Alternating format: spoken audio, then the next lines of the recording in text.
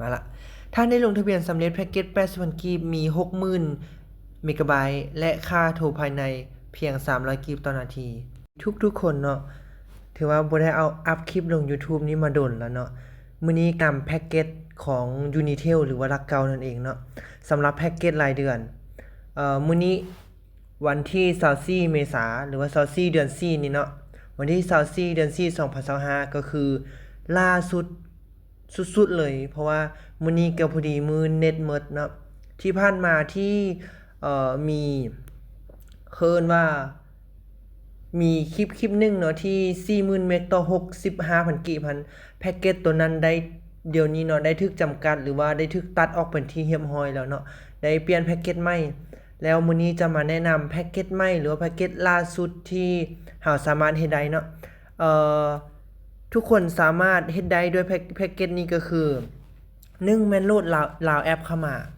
ลาวแอปตัวนี้เนาะตัวนี้ดอกจำปาตัวนี้ไปโหลดอยู่ YouTube อยู่ขอโทษเนาะ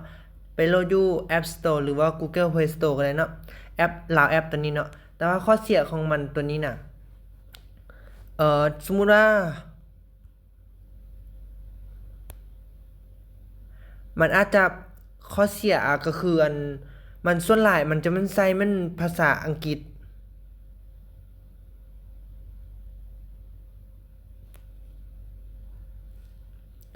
ส่วนหลายเนาะมันจะใช้ภาษาอังกฤษแต่ว่าก่อนมันจะมาเป็นภาษาไทยหรือภาษาลาวเราต้องไปเปลี่ยนภาษาเข้ามาแรกๆอาจจะสับสนน้อยหนึงเนาะบางเทื่อเราเปลี่ยนละแต่ว่ามันก็ยังบ่ได้แล้วเราเข้ามาเนาะเข้ามาที่แอปตัวนี้เรียบร้อยแล้วเราเข้ามาที่ค้นพบตัวนี้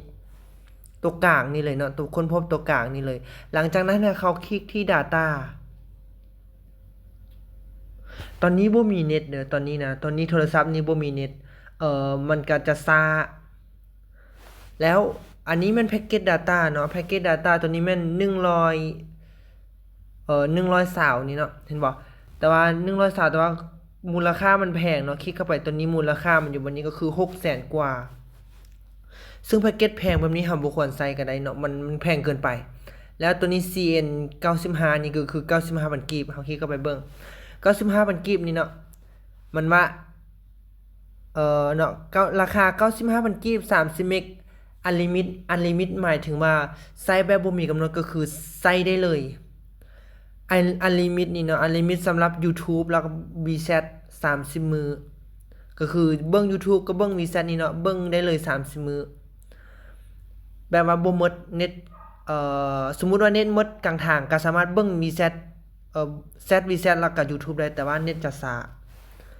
แล้วมาเบิ่งแพ็กเกจ 35,000 กีบตัวนี้มันแนะนำแพ็กเกจก่อนเนาะมันแนะนำแพ็กเกจให้ทุกคนรู้จักแล้วก็บ่อนที่ทุกคนต้องการแพ็กเกจเนาะอย่าฟ้าวด่ากันเด้อเนาะถ้าผู้ใดต้องการสมัครแพ็กเกจเลยสามารถกดตัวนี้เลยหรือว่าเลื่อนไปเกือบท้ายก็ได้เนาะ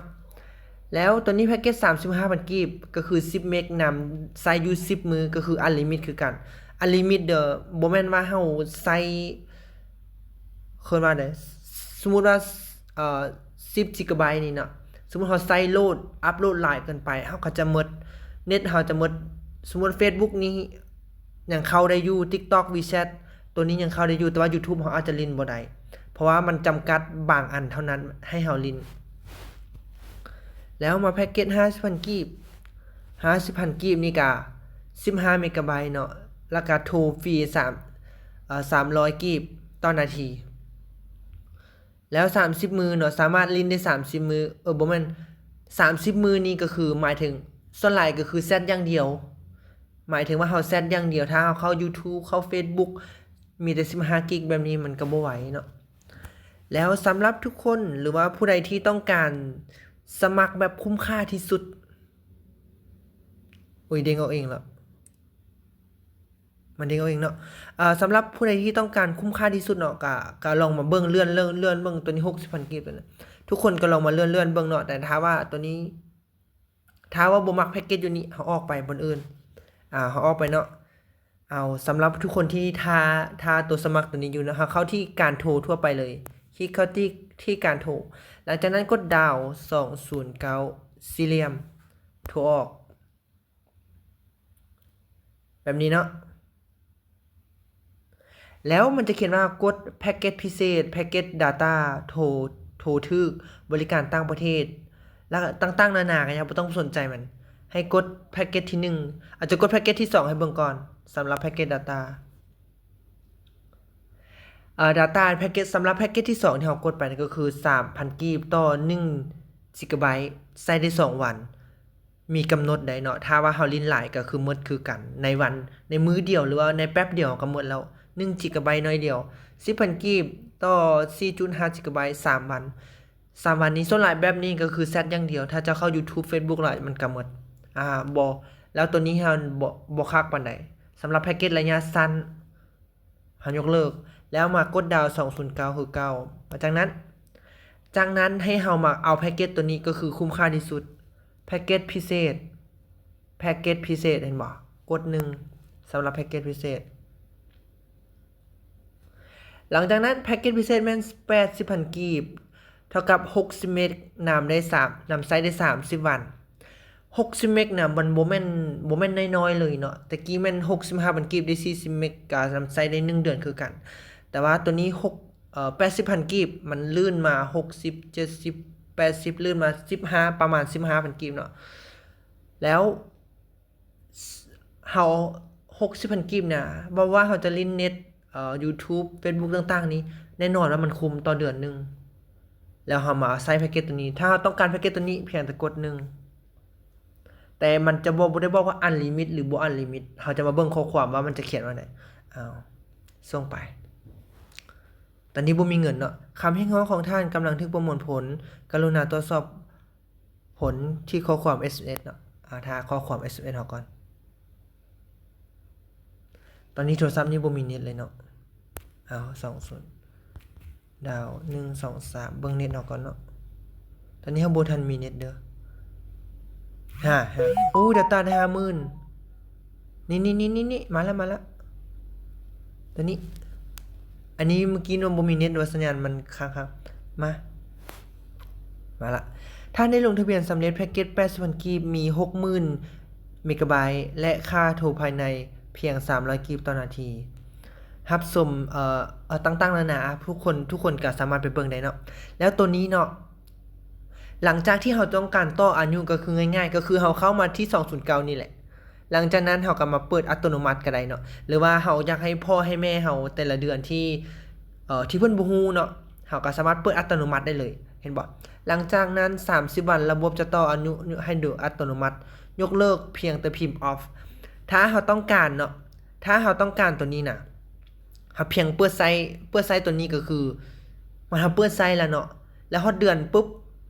คันถ้ามีเงินมันก็จะตัดอัตโนมัติเลยถ้าเงินฮอดเนาะถ้าเงินบ่ฮอดมันก็บ่ตัดคือกันเห็นบอกว่านำไซต์ได้30 วันและหลังจากนั้น30 วันระบบจะต่ออัตโนมัติยกเลิกถ้าเราต้องการยกเลิกแพ็กเกจนี้สมมุติว่าเรามีเงินอยู่ในบัญชีแต่เราว่ามันต้องการยกเลิกระหว่างทางก็ได้แต่ว่ามันยังใช้ได้อยู่ตัวนี้เนาะต้องการยกเลิกเราก็เพียงพิมพ์ OFF นี่ก็คือส่งเข้าไป209นี่ก็คือส่งเข้ามาบ่นี้เลย209เห็นบ่ข้อความที่เทคนิคส่งเข้าไป209ก็คือยกเลิกให้เราอัตโนมัติถ้าเรามีแพ็กเกจที่ดีกว่านี้หั่นน่ะเนาะความหมายโอเคเนาะก็ถือว่าสำหรับการแนะนำแพ็กเกจต่างๆเนาะในสำหรับรักเก่าหรือว่า Unitel ก็ถือว่าหมดเพียงเท่านี้เนาะขอบใจทุกคนที่ติดตามรับชมหรือว่าผู้ใดสนใจแพ็กเกจใดเนาะสามารถโหลดLaoแอปเข้ามาแล้วมาเบิ่งแพ็กเกจอยู่ตามนี้ได้เลยเนาะแพ็กเกจอยู่นี้ 25,000 กีบก็มี 75,000 กีบ 95,000 กีบมันมีหลายแพ็กเกจให้เฮาเลือกอยู่นี่นะแต่ว่ามันแพงหลายปีนี้นะ2025นี้ก็คืออัพขึ้นนะอันใดก็แพงแพ็กเกจก็แพงขึ้นแล้วผู้ใดก็ที่ต้องการอีกอย่างนึงที่มันสะดวกสบายเนาะก็มาสามารถเข้าดาว209ดาวซีเรียมตัวนี้โทรออกเบอร์โทรธรรมดาได้เลยแล้วก็สามารถเลือกแพ็กเกจอยู่นี้ได้เลยเนาะสำหรับคลิปนี้ต้องขอจบคลิปเพียงเท่านี้ขอบใจทุกคนที่ติดตามรับชมแล้วเจอกันในคลิปต่อไปสำหรับคลิปนี้ขอกล่าวคำว่าสบายดี